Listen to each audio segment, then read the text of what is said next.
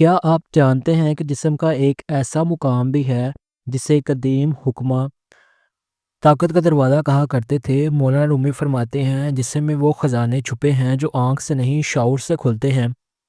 آج ہم بات کریں گے ناف کے راز، جسمانی توانائی اور اسی حکمت کی جو صدیوں سے مشرقی طب میں آزمائی جا رہی ہے۔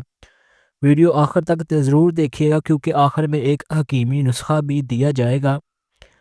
حکمت کے مطابق ناف صرف جسم کا نشان نہیں بلکہ یہ ایک اعصابی مرکز ہے۔ قدیم یونانی، آیورویدک اور مشرقی حکماء کہتے ہیں ناف کا تعلق جسم کے اندرونی نظام سے ہوتا ہے۔ یہاں سے اعصاب، رگیں اور توانائی کے راستے جڑے ہوتے ہیں۔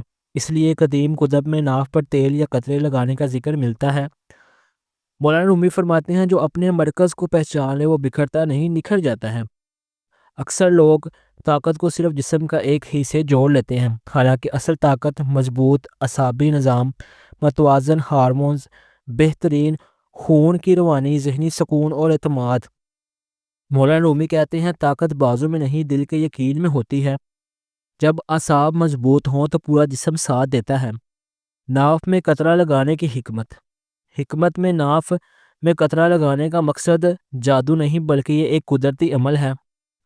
جلد کے ذریعے جذب، اعصاب کو سکون، جسمانی خشکی میں کمی اور نیند اور توانائی میں بہتری۔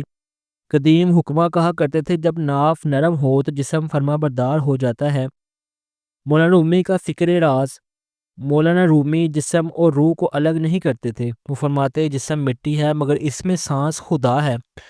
جب انسان زیادہ تناؤ، خوف، بے چینی یا احساس سے کم ترین مبتلا ہو تو اس کی جسمانی کارکردگی متاثر ہوتی ہے۔ اس لیے رومی سکون، ذکر اور اعتدال میں زور دیتے ہیں۔ یہ بات واضح رہنی چاہیے، حکمت کا مقصد بہتری ہے، معجزہ نہیں۔ کوئی غیر سائنسی یا فوری دعویٰ نہیں کیا جا رہا۔ صحت مستقل مزاجی سے بنتی ہے۔ ہم کسی بھی غیر پالیسی کی سائنسی یا فوری اثر کے دعوے کی تائید نہیں کرتے۔ اگر آپ واقعی توانائی اور اعتماد چاہتے ہیں تو 7 سے 8 گھنٹے کی نیند، فجر کے بعد ہلکی چہل قدمی، مرغن اور فاسٹ فوڈ سے پرہیز، دودھ، کھجور اور اعتدال سے موبائل اور فحش مواد سے دوری۔ مولانا رومی فرماتے ہیں جو اپنی نظر کی حفاظت کرتا ہے اس کی طاقت ضائع نہیں ہوتی۔ یہ عمومی حکمت کی معلومات ہے، یہ علاج نہیں۔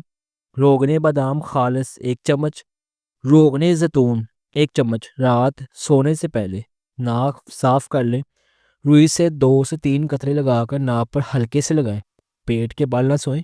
اعصابی سکون، بہتر نیند اور جسمانی خشکی میں کمی، عمومی توانائی میں بہتری۔ یاد رکھیں طاقت شعور سے نہیں سکون سے بڑھتی ہے۔ مولانا رومی کہتے ہیں خاموشی وہ زبان ہے جسے خدا سمجھتا ہے۔ اگر ویڈیو مفید لگی ہو تو لائک، شیئر اور چینل کو سبسکرائب ضرور کریں کیونکہ یہاں بات ہوتی ہے حکمت، صحت اور شعور کی۔